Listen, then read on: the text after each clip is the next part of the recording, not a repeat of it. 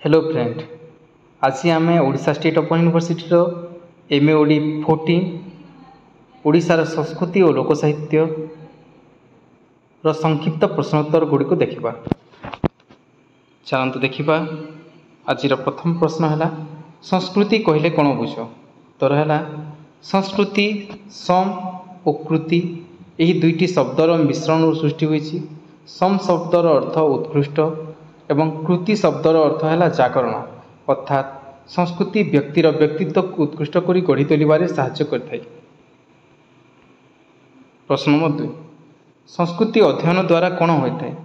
उत्तर, सांप्रतिक परिस्थिति रे संस्कृतिर अध्ययन एक सुस्थ समय गढ़िबारे सहायक होता है। प्रत्येक समयर आधार तार संस्कृति उपरे पर्यवेसित, सुतरां संस्कृति अध्ययन प्रत्येक समय पाई नितांत आवश्यक हो पड़े। यह द्वारा समयर विभिन्न समस्यामूलक दिग एवं तार समाधान सहज होता है। प्रश्न नंबर 3, संस्कृतिर लक्षण गुड़िक लेख। उत्तर है संस्कृति एक अर्जित बा शिक्षणीय प्रक्रिया। 2, संस्कृति एक आदर्शगत प्रक्रिया। संस्कृति प्रतीकात्मक। संस्कृति एक स्थानांतरित प्रक्रिया। संस्कृति एक क्रमवर्धिष्णु प्रक्रिया। संस्कृति परिवर्तनशील। संस्कृति विविध आवश्यकता को पूर्ण करते। संस्कृति एक धारावाहिक प्रक्रिया। प्रश्न नंबर 4, संस्कृतिर प्रकार भेद लेख। संस्कृति को मुख्यतः 3 भाग में विभक्त करा जाए, यथा अभिजात संस्कृति, जनप्रिय संस्कृति, लोक संस्कृति। प्रश्न नंबर 5, संस्कृतिर उपादान गुड़िक कौन कौन? संस्कृतिर उपादान गुड़िक है सामाजिक मानदंड, मूल्यबोध, धारणा, प्रतीक, भाषा, लोकरीति और आईन कानून। प्रश्न नंबर 6, विवर्तनवाद परंपरा क्या कहुए? उत्तर है विवर्तनवाद तत्व रे विश्वास करुवा दार्शनिकों मतरे प्रत्येक समय को विकास यात्रा रे सोपान पर सोपान अतिक्रम कर जीवाकू हुए। चार्ल्स डार्विन विवर्तन तत्व अनुसार जेपरी प्रत्येक जीवर विकास क्रम अनुसार हुए, सेहीपरि भावे सामाजिक विकास जहाँ मध्य सांस्कृतिक विकास मध्य अंतर्भुक्त क्रम अनुसार गोटे स्तर अन्य स्तर दे वर्धित और विकसित हुए। प्रश्न नंबर 7, भौतिक संस्कृति कहले कौन बुझ? उत्तर है नित्य व्यवहार्य द्रव्य एवं तार व्यवहार विभिन्न वस्तु सकल और विभिन्न कर्म माध्यम उत्पादित द्रव्य आज मनुष्यर बहुविध आवश्यकता को परिपूर्ण करता है। यह पार्थिव वस्तु समूह एक गोष्ठीर भौतिक संस्कृतिर परिचय दिए। प्रश्न नंबर 8, व्यावहारिक मतवाद क्या कहुए?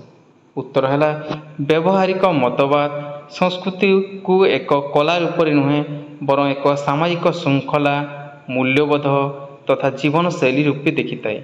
मुख्यतः संस्कृतिर विवर्तित धारा और यार परिवर्तित रूपरेख उपरे विशेष भाव में आलोकपात करे।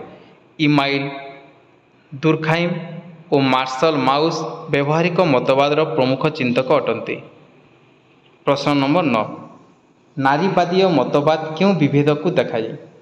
उत्तर है नारीवादी मतवाद प्रत्येक समय पुरुष प्रधान सांस्कृतिक वास्तवता को उपस्थापित करे एवं पुरुष स्त्री मध्य थिबा विभेद उपरे आलोकपात करे। प्रश्न नंबर 10, ओडिया जातिर इतिहास पुस्तक रचयिता किए? उत्तर है नवीन कुमार साहू होचंती ओडिया जातिर इतिहास पुस्तक रचयिता। प्रश्न नंबर 11, खारवेल क्यों रायवंशर सम्राट थिले? उत्तर है महामेघ वाहन वंशर सर्वश्रेष्ठ शासक होचंती खारवेल और तांकर शासन काल रे कलिंग थिला समग्र भारत रे अद्वितीय शक्तिशाली राष्ट्र। प्रश्न 12, प्राचीन कलिंग बा उत्कल संपर्क रे क्यों क्यों ग्रंथ रे उल्लेख कराइछि? उत्तर है महाभारत, वायु पुराण, ब्रह्म पुराण आदि बहु पुराण तथा जैन बौद्ध साहित्य रे कलिंग संपर्कित नानाविध विवरणी देखा मिले।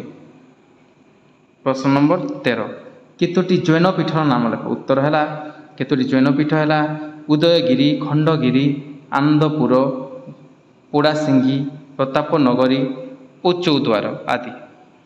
केतोटी शक्तिपीठर नाम लेख? उत्तर है शक्तिपीठ गुड़िक है काकटपुर माँ मंगला, घटगाँ तारिणी पीठ में माँ तारिणी, संबलपुर में माँ समलई, पाटनागढ़ में माँ पाटनेश्वरी, भवानीपाटना में माँ माणिकेश्वरी। प्रश्न नंबर 15 कवि जयदेव दशावतार वर्णन श्री जगन्नाथ को किपरि भाव में वर्णना करछंती? उत्तर है ख्रीष्टीय द्वादश शताब्दी ओडिशार विख्यात कवि जयदेव भगवानकर दशावतार स्तुत वर्णना कला बेले नवम अवतार भाव में जगन्नाथ स्थान में बुद्ध को एक अवतार भाव में ग्रहण कर। प्रश्न नंबर 16 रक्त बाहु आक्रमण भय जगन्नाथ क्योंठारे पाताली होते? उत्तर है मादाल पांची अनुसार रक्त बाहुर आगमन वार्ता पाई जगन्नाथ को भूईतले पाताली कर दिया। प्रश्न नंबर 17 बड़ देउलर रत्नवेदी क्यों चतुर्था मूर्ति विराजमान होता? उत्तर है बड़ देउलर रत्नवेदी उपरे श्री जगन्नाथ, श्री बलभद्र, देवी सुभद्रा और श्री सुदर्शन आदि चतुर्था मूर्ति विराजमान अटंती। प्रश्न नंबर 18 गोपाल बल्लभ भोग केतेबेले लागि होते? उत्तर है गोपाल बल्लभ भोग जीव मानकर प्रभात जलखिया बा सकाल जलखिया अटे। सकाल 9 घटिका समय यही भोगर नीति हुए। यही नीति रे पाग खई, नड़िया कोरा, पाचिला कदली, खोआमुंडा, दही माखन, पाती नड़िया और पैड़ भोग हेबार विधि रही। प्रश्न नंबर 19 क्यों समय को अनवसर बा अनसर बोली कहुए? से समय भक्त मैंने क्या दर्शन करते? उत्तर है स्नान यात्रा पर महाप्रभु 15 दिन धरी ज्वरे पीड़ित हो अनसर घरे रहती। यही समय श्री जगन्नाथ, श्री बलभद्र, माँ सुभद्रा और श्री सुदर्शन भक्त मान दर्शन दे न था। ये समय को अवसर बा अनसर समय बोली कहुए। यही समय भक्त मैंने ब्रह्मगिरी अलारनाथ मंदिर में दर्शन करते। प्रश्न नंबर 20 लोक साहित्य कहले कौन बुझ? उत्तर है लोक साहित्य लोकविद्यार एक प्रधान अंग। लोक अभिव्यक्तिर मौखिक परिप्रकाश होची लोक साहित्य। लोक साहित्य स्रष्टा जड़े सामाजिक जीव होइतिबारु समाजर विविध रीतिनीति, चालीचलनी, क्रियाकलाप विभिन्न रीति रे तार सृष्टि आत्मप्रकाश करिछि। एही परिप्रकाश केतेबेले लोकगीत, लोककथा, लोकनाट्य, ढकडाम ढमाली बा अन्य केतेबेले प्रवाद प्रवचन माध्यम दे प्रकाशित होइछि। प्रश्न नंबर 21 लोक साहित्य संपर्क कुंज बिहारी दास का मत उल्लेख कर। उत्तर है गवेषक डॉक्टर कुंज बिहारी दास कहती लोक शब्द विशेष व्यापक। यार अर्थ सर्वसाधारण जनता, कंध, कोल्ह, सांताल, भूइया, गंड, बांकन ठारू आरंभ करी पल्ली आउ नगर अशिक्षित अर्धशिक्षित जनता पर्यंत समस्ते यार अंतर्गत। प्रश्न नंबर 22 फोकलोर शब्दटी किए प्रथम व्यवहार करते? उत्तर है W.J. थम्स प्रथम 1846 मसीह फोकलोर शब्दर व्यवहार करते। प्रश्न नंबर 23 लोकविद्या बा लोक संस्कृति कहले कौन बुझ? उत्तर है साधारण मनीषर विभिन्न रीतिनीति, विश्वासबोध और क्रियाकलाप लोकविद्या बा लोक संस्कृतिर अंतर्भुक्त। जनसमाज व्याप्त समस्त विचार, आदर्श, मनोभाव, विश्वास, परंपरा, राग, द्वेष, रीतिनीति, अनुष्ठान, क्रिया कर्मादिर समन्वित अध्ययन होछि लोकविद्या। प्रश्न नंबर 24 स्टीथ थॉम्सन लोक संस्कृतिर विभागीकरण को लेख। उत्तर है अमेरिकार विशिष्ट विद्वान स्टीथ थॉम्सन लोकविद्यार वैज्ञानिक विभागीकरण करने को जाई यहाँ दुई भाग में विभक्त करछंती, यथा मौखिक लोकविद्या और द्वितीय है लोकविद्यार क्रिया रूप। प्रश्न नंबर 25 कुंज बिहारी दास को दुईटी पुस्तकर नाम लेख। कुंज बिहारी दास को दुईटी पुस्तक है प्रथम है ओडिया लोकगीत और लोक कहानी जार प्रकाशन वर्ष 1954। द्वितीय है ओडिशार लोककथा जार प्रकाशन वर्ष 1981। प्रश्न नंबर 26 चक्रधर महापात्र किए? उत्तर है स्वाधीनता परवर्ती काल में ओडिया लोक साहित्य को जातीय और अंतर्जातीय स्तर में पहुँचाइबारे चक्रधर महापात्र मुख्य भूमिका थिला। ତାଙ୍କର ଶ୍ରେଷ୍ଠ ସଂକଳନ ଉତ୍କଳ ଗାଉଁଲି ଗୀତ 1959ରେ ପ୍ରକାଶ ପାଇଥିଲା। ଏଥିରେ ସଂକଳିତ ଗୀତଗୁଡ଼ିକୁ ସେ ଝିଅ ବୋହୂଙ୍କ ସୁଖ ଦୁଃଖ ଗୀତିକା, ହୁଲୁହୁଲି କାନ୍ଦଣା, ଗାଆଣି, ମଙ୍ଗଳ ବୋଲି, କିଶୋରୀଙ୍କ ମେଲ ଗୀତିକା, ଗାଁ ପିଲାଙ୍କ ଗୀତିକା, ଗ୍ରାମ୍ୟ ବନ୍ଦନା ଗୀତି, ଢଗଢମାଲି, ବଚନପଦ, କୃଷକ ବୋଲି, ସମର ବୋଲି, ନୃତ୍ୟ ଗୀତିକା, ଯାତ୍ରା ଉତ୍ସବ ଗୀତିକା ଓ ପରିଶିଷ୍ଟ ଏହିପରି 12 ଭାଗରେ ବିଭକ୍ତ କରି ପ୍ରକାଶ କରିଛନ୍ତି। ପ୍ରଶ୍ନ ନମ୍ବର 27। ଲୋକସାହିତ୍ୟ ଓ ବିଦଗ୍ଧ ସାହିତ୍ୟ ମଧ୍ୟରେ ପାର୍ଥକ୍ୟ ଦର୍ଶାଅ। ଉତ୍ତର ହେଲା ଲୋକସାହିତ୍ୟ ହେଉଛି ମାନବର ହୃଦୟ ସହିତ ସମ୍ପର୍କିତ, ମାତ୍ର ବିଦଗ୍ଧ ସାହିତ୍ୟ ବାହ୍ୟ ଶରୀର ସହିତ ସମ୍ପର୍କିତ। ଲୋକସାହିତ୍ୟ ପ୍ରାକୃତିକ, ବିଦଗ୍ଧ ସାହିତ୍ୟ କୃତ୍ରିମ। ଲୋକସାହିତ୍ୟ ସରଳ ପଲ୍ଲୀର ସୁଷମ, ବିଦଗ୍ଧ ସାହିତ୍ୟ କୃତ୍ରିମ ନଗରର ଚାକଚକ୍ୟ। ଲୋକସାହିତ୍ୟ ହେଉଛି କଲକଲ ନାଦିନୀ ଝରଣା, ବିଦଗ୍ଧ ସାହିତ୍ୟ ହେଉଛି ନିଷ୍କାସନହୀନ ଜଳାଶୟ। ଲୋକସାହିତ୍ୟ ହେଉଛି ମନ୍ଦମଲୟ ଅନିଲ, ବିଦଗ୍ଧ ସାହିତ୍ୟ ହେଉଛି ଶକ୍ତିଚାଳିତ ପଙ୍ଖା। ଲୋକସାହିତ୍ୟ ହେଉଛି ସରଳତା ସ୍ୱାଭାବିକତା ଏହାର ଆଦର୍ଶ, ମାତ୍ର ବିଦଗ୍ଧ ସାହିତ୍ୟ ହେଉଛି ବୌଦ୍ଧିକତା ବାହ୍ୟାଡ଼ମ୍ବର ଏହାର ଆଦର୍ଶ। ପ୍ରଶ୍ନ ନମ୍ବର 28। ଲୋକସାହିତ୍ୟର କେତୋଟି ରୂପ ରହିଛି ଓ କ'ଣ କ'ଣ? ଉତ୍ତର ହେଲା ଲୋକସାହିତ୍ୟର ମୁଖ୍ୟତଃ 3ଟି ରୂପ ରହିଛି, ଯଥା କାହାଣୀ ରୂପ ବା ଗଦ୍ୟ ରୂପ, ନାଟ୍ୟ ରୂପ, ପଦ୍ୟ ରୂପ ବା ଲୋକଗୀତି। ପ୍ରଶ୍ନ ନମ୍ବର 29। ଲୋକସାହିତ୍ୟର କେତୋଟି ବୈଶିଷ୍ଟ୍ୟ ଲେଖ। ଉତ୍ତର ହେଲା ଲୋକସାହିତ୍ୟର ବୈଶିଷ୍ଟ୍ୟ ଗୁଡ଼ିକ ହେଲା ଏହାର କୌଣସି ନିର୍ଦ୍ଦିଷ୍ଟ ଶୈଳୀ ନାହିଁ, କୌଣସି ଭୌଗୋଳିକ ସୀମା ମଧ୍ୟରେ ଆବଦ୍ଧ ନୁହେଁ, ଏହା ଦେଶ ଧର୍ମ କାଳାତୀତ, ନିର୍ଦ୍ଦିଷ୍ଟ ସମ୍ପ୍ରଦାୟର ହୋଇନଥିବାରୁ ସାର୍ବଜନୀନ, ଏହାର ଚରିତ୍ର ସଜୀବ ନିର୍ଜୀବ ଜଡ଼ ଓ ଚଞ୍ଚଳ। ପ୍ରଶ୍ନ ନମ୍ବର 30। ପ୍ରବାଦ ଓ ପ୍ରବଚନ ମଧ୍ୟରେ ପାର୍ଥକ୍ୟ ଦର୍ଶାଅ। ଉତ୍ତର ହେଲା ଇଂରାଜୀ ପ୍ରଭାବ ଶବ୍ଦଟିର ଓଡ଼ିଆ ଆଭିଧାନିକ ଅର୍ଥ ହେଉଛି ପ୍ରବଚନ। ଏହି ପ୍ରଭାବ ଶବ୍ଦଟି ଲାଟିନ୍ ପ୍ରୋଭର୍ବିଜମ୍ ଶବ୍ଦରୁ ଆନିତ, ଯାହାର ଅର୍ଥ ହେଉଛି ଲୋକରେ ବ୍ୟବହୃତ। ଯେଉଁ ଶବ୍ଦର ଏକ ସାର୍ବକାଲିକ ମୂଲ୍ୟବୋଧ ରହିଛି ଓ ଯାହା ସଦାସର୍ବଦା ନିର୍ଦ୍ଦିଷ୍ଟ ଅର୍ଥରେ ବ୍ୟବହୃତ ହୋଇଥିବା ମୂଲ୍ୟବୋଧକୁ ଅକ୍ଷୁଣ୍ଣ ରଖିଛି, ତାହା କେବଳ ପ୍ରବଚନ ନାମରେ ନାମିତ ହୋଇପାରେ। ପ୍ରବାଦ ଶବ୍ଦଟି ପ୍ର ଉପସର୍ଗ ଯୁକ୍ତ ବାଦ ଶବ୍ଦରୁ ସୃଷ୍ଟି। ଏହାର ଅର୍ଥ ପ୍ରକୃଷ୍ଟ ବିଚାର, ମତ, ବାକ୍ୟ ବା କଥନ। ଜନଶ୍ରୁତି, କିମ୍ବଦନ୍ତୀ ଓ ପରମ୍ପରାଗତ ବାକ୍ୟ ଏହାର ଅନ୍ତର୍ଭୁକ୍ତ ହୋଇଥାଏ। ଏହାର ଇଂରାଜୀ ଶବ୍ଦ ଏଡେସ୍ ଗ୍ରୀକ୍ ଶବ୍ଦ ଏଡିଗିୟମ୍ ଶବ୍ଦରୁ ଆସିଛି, ଯାହାର ଆଭିଧାନିକ ଅର୍ଥ ହେଉଛି ଯେଉଁ ନୀତି ବାକ୍ୟ ଲୋକ ସମାଜରେ ପ୍ରଚଳିତ, ତାହା ହେଉଛି ପ୍ରବାଦ। ପ୍ରଶ୍ନ ନମ୍ବର 31। ଶିଶୁ ଗୀତ କ'ଣ? ଉତ୍ତର ହେଲା ଶିଶୁ ଗୀତକୁ ଇଂରାଜୀରେ ନର୍ସରୀ ରାଇମ୍ ବୋଲି କୁହାଯାଏ। ଶିଶୁକୁ ହଳଦୀ ଲଗାଇବା ସମୟରେ, ଗାଧୋଇ ଦେବା ସମୟରେ, ଖୁଆଇବା ସମୟରେ, ବୁଲାଇବା ସମୟରେ ଏବଂ ଶୁଆଇ ଦେବା ସମୟରେ ମାଆମାନେ ବିଭିନ୍ନ ଗୀତ ଗାଆନ୍ତି।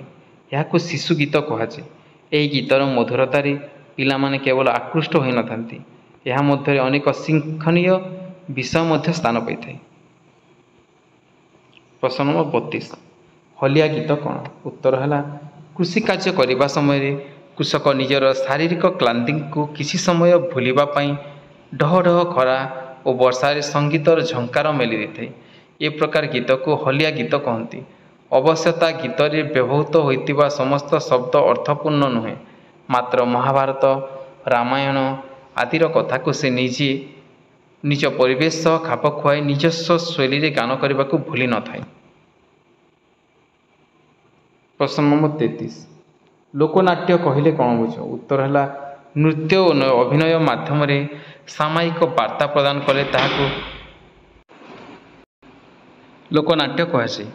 ଏହାର ପ୍ରାଥମିକ ଉଦ୍ଦେଶ୍ୟ ହେଉଛି ମନୋରଞ୍ଜନ ଓ ଦ୍ୱିତୀୟ ଉଦ୍ଦେଶ୍ୟ ହେଉଛି ସାମାଜିକ ଜ୍ଞାନ ପ୍ରଦାନ। ପ୍ରଶ୍ନ ନମ୍ବର 34। ପ୍ରହସନ କ'ଣ? ଉତ୍ତର ହେଲା ଫାର୍ସ ବା ପ୍ରହସନ କହିଲେ ଲଘୁ କଳ୍ପନା ଜନିତ ହାସ୍ୟ କୌତୁକପୂର୍ଣ୍ଣ କ୍ଷୁଦ୍ର ନାଟକକୁ ବୁଝାଇଥାଏ। ଏହାର ଚରିତ୍ର ଚିତ୍ରଣ ଉପରେ ସାଧାରଣତଃ ଗୁରୁତ୍ୱ ଆରୋପ ହୋଇ ନଥାଏ। ବେଳେ ବେଳେ ଲୋକଚରିତ୍ର ଓ ସଂଶୋଧନ ବା ସମାଜ ସଂସ୍କାର ଉଦ୍ଦେଶ୍ୟ ଏଥିରେ ପ୍ରକଟିତ ହୋଇଥାଏ। ପଶ୍ଚିମ ଓଡ଼ିଶାର ଦୁଇଟି ଲୋକନୃତ୍ୟର ନାମ ଲେଖ। ପଶ୍ଚିମ ଓଡ଼ିଶାର ଦୁଇଟି ଲୋକନୃତ୍ୟ ହେଲା ଡାଲଖାଇ, ରସରକେଲି। ଛଉ ଶବ୍ଦର ଅର୍ଥ କ'ଣ? ଏହା କେଉଁ ଅଞ୍ଚଳର ଏକ ବିଶିଷ୍ଟ ଲୋକନାଚ ଅଟେ? ଉତ୍ତର ହେଲା ଷଢ଼େଇ କଲାରେ ଛଉର ଅର୍ଥ ହେଲା ମୁଖା। ଏହି ନୃତ୍ୟର ମୁଖାର ବ୍ୟବହାର କରାଯାଉଥିବା ଏହି ନୃତ୍ୟରେ ମୁଖାର ବ୍ୟବହାର କରାଯାଉଥିବାରୁ ଏହାକୁ ଛଉ ନୃତ୍ୟ ବା ଛଉ ନାଚ ବୋଲି କୁହାଯାଏ। ଏହା ଓଡ଼ିଶାର ମୟୂରଭଞ୍ଜ, ବିହାରର ଷଢ଼େଇ କଲା ଓ ପଶ୍ଚିମବଙ୍ଗର ପୁରୁଲିଆ ଅଞ୍ଚଳର ବିଶିଷ୍ଟ ଲୋକନାଚ ଅଟେ। ପ୍ରଶ୍ନ ନମ୍ବର 37, ଡାଲଖାଇର ବିଶେଷତ୍ୱ କ'ଣ? ଉତ୍ତର ହେଲା ଡାଲଖାଇ ପଶ୍ଚିମ ଓଡ଼ିଶାର ଏକ ଲୋକପ୍ରିୟ ନୃତ୍ୟ। ଡାଲଖାଇ ବ୍ରତଧାରିଣୀମାନେ ବଣ ଭିତରେ ଗଛ ଡାଲରେ ରହୁଥିବା ମଙ୍ଗଲା ବା ଦୁର୍ଗା, ଅନ୍ୟ ଅର୍ଥରେ କହିଲେ ଡାଲଖାଇ ଦେବୀଙ୍କୁ ସନ୍ତୁଷ୍ଟ କରିବା ପାଇଁ ଡାଲଖାଇ ନୃତ୍ୟ କରିଥାନ୍ତି। ଆଶ୍ୱିନ ମାସର ମହାଷ୍ଟମୀ ଠାରୁ ଆରମ୍ଭ ହୋଇ ଦଶହରା ଦିନ ପର୍ଯ୍ୟନ୍ତ 3 ଦିନ ଧରି ଏହାର ଆୟୋଜନ ହୋଇଥାଏ। ଗୀତର ତାଳେ ତାଳେ ବିଭିନ୍ନ ବାଦ୍ୟ ସହଯୋଗରେ ନୃତ୍ୟଟି ବେଶ୍ ଉପଭୋଗ୍ୟ ହୋଇଥାଏ। ପ୍ରଶ୍ନ ନମ୍ବର 38, ଜନଜାତି କହିଲେ କ'ଣ ବୁଝ? ଉତ୍ତର ହେଲା ଜନଜାତି ସମ୍ପ୍ରଦାୟକୁ ଆଦିମ ଅଧିବାସୀ ଓ ଆଦିବାସୀ ନାମରେ ନାମିତ କରାଯାଇଥାଏ। ଇଂଲିଶ ଭାଷାରେ ଏହି ଆଦିବାସୀ ଶବ୍ଦକୁ ଟ୍ରାଇବ୍ କୁହାଯାଏ। ଟ୍ରାଇବ୍ସର ଓଡ଼ିଆ ପ୍ରତିଶବ୍ଦ ଭାବରେ ଆଦିବାସୀ, ହରିଜନ, ଜନଜାତି, ଆଦିମ ଅଧିବାସୀ ଶବ୍ଦଗୁଡ଼ିକୁ ବିଭିନ୍ନ ସ୍ତରରେ ବ୍ୟବହାର କରାଯାଇଥାଏ। ଜନଜାତି କହିଲେ ମୁଖ୍ୟତଃ ଏକ ପ୍ରାଚୀନ ସାମାଜିକ ଗୋଷ୍ଠୀକୁ ବୁଝାଇଥାଏ। ପ୍ରଶ୍ନ ନମ୍ବର 39, ଓଡ଼ିଶାର ଜନଜାତିର ଭାଷାକୁ କେତୋଟି ଭାଷିକ ଜାତି ଭାବରେ ବର୍ଗୀକରଣ କରାଯାଇଥାଏ? ଉତ୍ତର ହେଲା ଓଡ଼ିଶାରେ ବସବାସ କରୁଥିବା ଜନଜାତିଙ୍କ ଭାଷା ସମୂହକୁ 3ଟି ଭାଷିକ ଜାତି ଭାବରେ ବିଭକ୍ତ କରାଯାଇଛି, ଯଥା 1ରେ ହେଲା ମୁଣ୍ଡା ଗୋଷ୍ଠୀ ବା ଅଷ୍ଟ୍ରିକ୍, 2ରେ ହେଲା ଦ୍ରାବିଡ଼ ଗୋଷ୍ଠୀ, 3ରେ ଭାରତୀୟ ଆର୍ଯ୍ୟ ଗୋଷ୍ଠୀ। ପ୍ରଶ୍ନ ନମ୍ବର 40, 4ଟି ଜନଜାତିଙ୍କ ନୃତ୍ୟର ନାମ ଲେଖ। ଉତ୍ତର ହେଲା ଜନଜାତିଙ୍କ ନୃତ୍ୟଗୁଡ଼ିକ ହେଲା ଦଣ୍ଡା ହୁଲିଆ, ତେମ୍ସା ନାଚ, ଡାପ ନାଚ, ଦାସୟାଁ ନୃତ୍ୟ। ପ୍ରଶ୍ନ ନମ୍ବର 41, 2011 ମସିହା ଜନଗଣନା ଅନୁଯାୟୀ ଓଡ଼ିଶାର କେତେ ସଂଖ୍ୟକ ଜନଜାତି ବସବାସ କରନ୍ତି? ଉତ୍ତର ହେଲା 2011 ମସିହା ଜନଗଣନା ଅନୁଯାୟୀ ଓଡ଼ିଶାର ମୋଟ